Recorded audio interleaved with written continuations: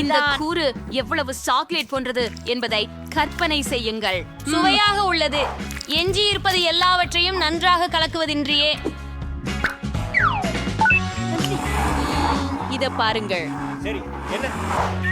இப்போது நான் கண்ணாடியை தயார் செய்ய வேண்டும். அதன் விளிம்புகளை சாக்லேட் சிரப்பில் தடவி மர்ஷ்மெல்லோக்களை அலங்கரிப்பேன். ஃபீபி மகிழ்ச்சி அடைவாள் என்று நினைக்கிறேன். எத்தனை ஹேங்கம்! நான் மேலும் சைகை கோலங்கள் சேர்த்ததும் அவள் வெற்றியை எனக்கே ஒப்படைக்கப் போகிறாள்.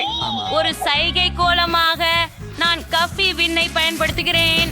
ஒரு கிட்காட் சர்க்கரையை மற்றும் சில மால்டீசர்கள் எண்ணிக்கையில் பயன்படுத்துகிறேன்.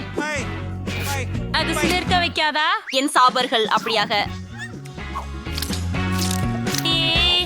நீங்க என்ன தெரியும், அது எனக்கு போதாது.